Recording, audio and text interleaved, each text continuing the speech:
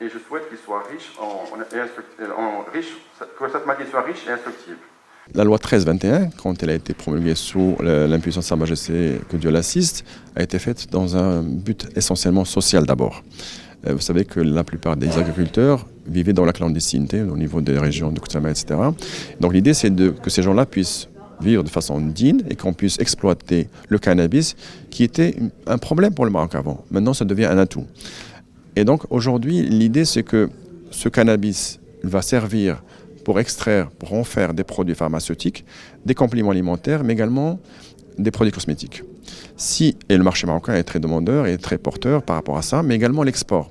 Donc si on capte à l'horizon de 2028 à peu près, on va dire, 10 à 15% des besoins du marché européen, c'est au minimum 5 milliards de dirhams de chiffre d'affaires. C'est pratiquement le quart de ce qu'on fait aujourd'hui au niveau du secteur pharmaceutique en chiffre d'affaires. Aujourd'hui, ce que je peux vous dire, c'est qu'il y a une dizaine de sociétés qui ont été autorisées pour le cannabis, parmi lesquelles il y a des sociétés qui vont faire que l'extraction, par exemple, il y a des sociétés qui vont faire du complément alimentaire ou cosmétiques, et d'autres qui vont faire du médicament. Et parfois, les laboratoires pharmaceutiques, eux, peuvent faire tout.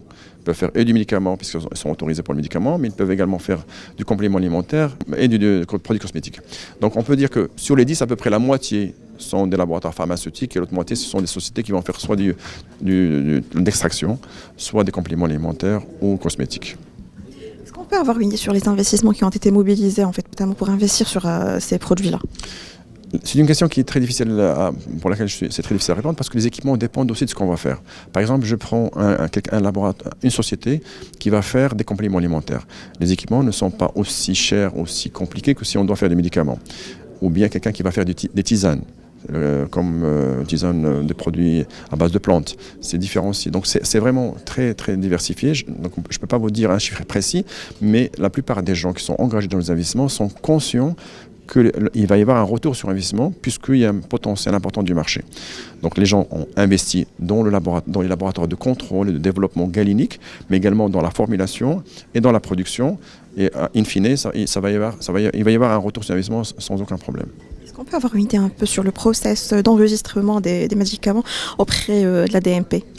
Alors, comme ça a été cité par M. Marabté, directeur de la direction des médicaments et de la pharmacie, la circulaire qui était faite pour les médicaments à base de THC est très allégée. Dans le processus classique, c'est très long, il y a 5 modules. Aujourd'hui, déjà, il y a 2 modules qui sont supprimés, qui sont remplacés par des choses très simples, qui sont de la recherche bibliographique, etc.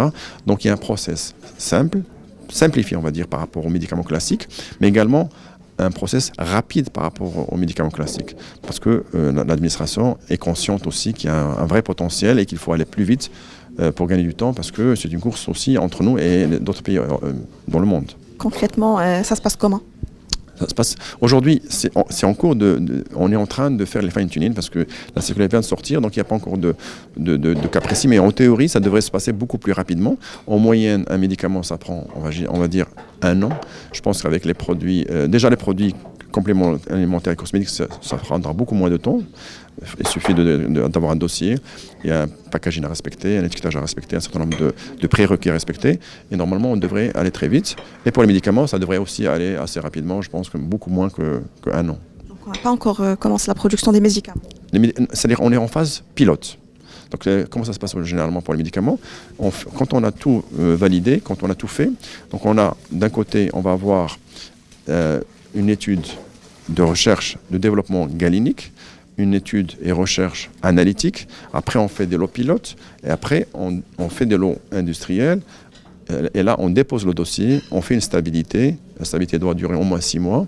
Et après, on a une phase d'enregistrement au niveau de la DMP avec l'ANRAC. Et après, on aura l'AMM. Donc, ce procès-là, il est aujourd'hui en cours. C'est pour ça qu'on n'a pas encore les premiers médicaments qui sont sur le marché. Les progrès réalisés, je pense qu'on est fiers du niveau de quelque chose sur le marché marocain qui peut nuire à la santé. Les cosmétiques et compléments alimentaires, c'est soumettre et mettre des projets de loi